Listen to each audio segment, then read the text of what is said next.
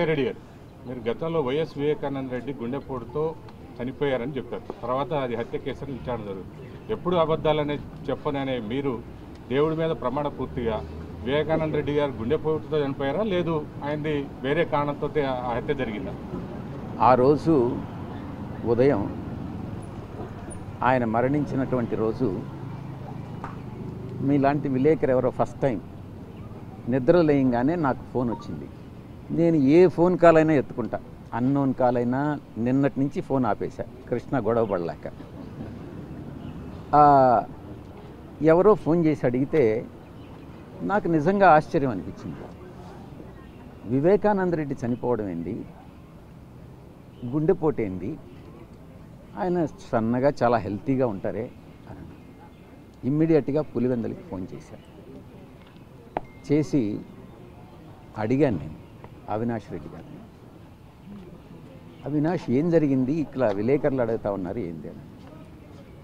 నాకు ఆ పక్కన ఉండేటటువంటి వ్యక్తి ఎవరో గుండెపోటు అని చెప్పి చెప్పారు. అదే నేను విలేకరులకు చెప్పాను. నేను చెప్పారు మొత్తం మీద ఆ ఫోను, అప్పుడు అందరూ కూడా బిజీగా ఉండి ఉంటారు. మొత్తం మీద నేను ఫోన్ చేసినటువంటి మాట వాస్తవం. ఆ ఫోన్లో నాకు వచ్చినటువంటి ఇన్ఫర్మేషన్నే నేను విలేకరులతో షేర్ చేసుకున్నానే కానీ అవినాష్ రెడ్డి మీకు చెప్పాడా? నేను అవినాష్ రెడ్డికి ఫోన్ చేసిన మాట వాస్తవం. ఆయన ఎవరికో ఫోన్ ఇచ్చిన మాట వాస్తవం, పక్కన ఎవరికో. ఆయన నాకు చెప్పినటువంటి మాట వాస్తవం. అదే విషయాన్ని నేను విలేకరులకు చెప్పినటువంటి మాట వాస్తవం. మీరు అవినాష్ రెడ్డితో నిర్ధారించుకోలేదు?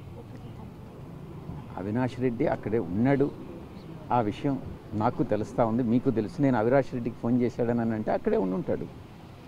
మీరేదో దర్యాప్తు చేసినట్టు లేకుంటే పోలీస్ క్వశ్చన్ లాగా మీరు చేయడం అనేటటువంటిది కాదు. కానీ మీరు ఒక విలేకరుగానే మీరు ప్రవర్తిస్తే బాగుంటుంది అనేది నా ఉద్దేశం.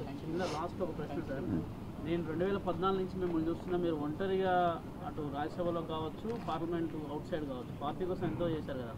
అప్పుడు ఎప్పుడు కూడా అధికారం లేదు, ఎన్నడూ కూడా మీరు అన్ని కార్యక్రమాలు నిర్వహించరు వితౌట్ అధికారం లేనప్పుడు కూడా.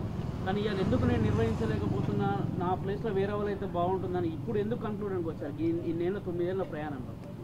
అప్పుడే చెప్పాను కదా, అబద్ధాలు చెప్పలేనని. అబద్ధాలు చెప్పలేనప్పుడు తప్పుకోవాలి. అబద్ధాలు చెప్పలేకపోతే నిజాలు దాచిపెట్టచ్చు సార్. అవసరం లేదు. వెంకటేశ్వర స్వామి నన్ను శిక్షిస్తాడు.